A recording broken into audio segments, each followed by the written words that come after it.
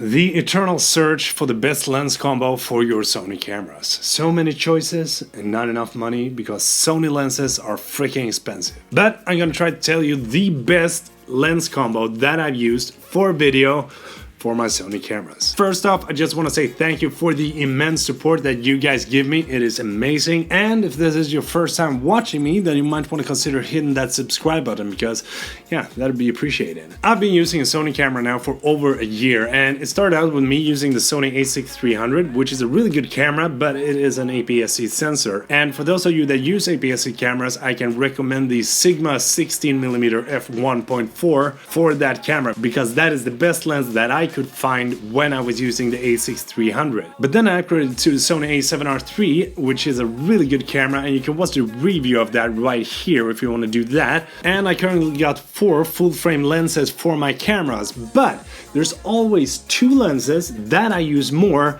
than the others, and I'm gonna tell you why I think these lenses are so good to have in your kit as a content creator. So I've said that the Tamron 2875 is the best lens that I've used for the Sony cameras when it comes to video, and like I gotta say that it's still up here in the top, but it's not really making it into the top 2 of my lenses, and there's a couple of different reasons. But you know, I'm a vlogger, I use a vlogging lens a lot, and then I want to have a really good portrait lens, and the lenses that I think are the best lenses that you can have are the Sony Zeiss 16-35 f4 and the Batis 85 f1.8. And let's start with the Sony 16-35 lens, and the main reason why it actually took over the Tamron position of my most used video lens. 16mm is perfect when you are vlogging and when you are shooting those wide angle shots of landscapes and all those different things, but the best part about that lens is that it actually has built-in steady shot, and it makes a whole lot of difference when you are shooting a lot handheld. So for example, if you're gonna shoot a lot of handheld video, then you want to have a built-in steady shot in your lens to actually smooth out those like jittery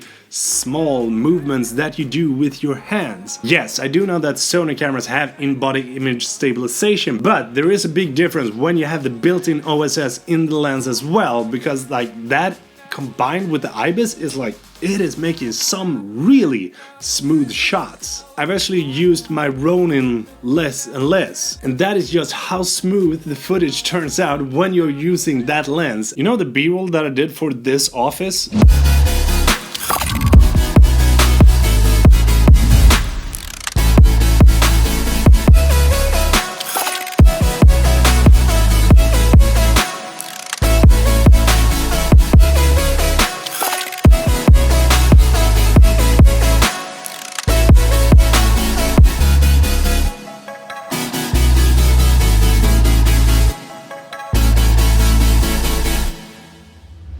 Everything in that video is shot completely handheld using the Sony 16-35 and my Sony A7R III, which is completely incredible. I know that I did say that the lens was a little bit soft in my review when you go up above 24mm, but when it comes to video you actually don't notice it that much. It's mostly when you shoot images with a high resolution, and mainly I only use the lens at wider focal lengths like 16-24. If the image would be soft, then you can always go into Adobe and do the smart sharpen in Photoshop, so thank you Adobe for that. Pairing this lens up with the Batis 85 gives you the perfect lens combo for both photos and videos, because the Batis 85 has such a unique look to the photos that I just love. And for video work, I'm shooting on the Batis right now, which looks extremely good, and it is so damn sharp even at f1.8. And I gotta say that the Batis is probably my absolute favorite lens to shoot photos with right now. Even though I would love to have a 1.4, I think that the 1.8 of the Batis is looking so damn good. Having a lens that is razor sharp at f1.8 is like, it's so good when you take those shallow depth of field portraits or images or whatever it is that you do. And it also has optical steady shots, the same as the 16-35, which gives you the opportunity to take pictures in really low light and actually do some like smooth handheld videos. Like, I don't need to go into the bokeh and depth of field of this lens because it is so good. You can see right now, like the depth of field from me to the wall is like super narrow, and the bokeh looks really good when you take photos or video. So these two lenses covers most of my needs when it comes to jobs and hobby and vlogs and like all different things that I actually use my cameras for. You get that super wide look for the vlogs or landscape when you're shooting at 16mm, and then you go up to 35 and you can get these really narrow shots if you go to super 35, so you get the equivalent of like, what is it? Like 1.5 35, like 52.5. And then you got the 85mm that compresses the background and gives you this shallow depth of field and just like obliterates the background. So if I were to recommend two lenses for a content creator today, I would recommend the Sony 1635 f4 and the Zeiss Batis 85mm f1.8 to have in your kit.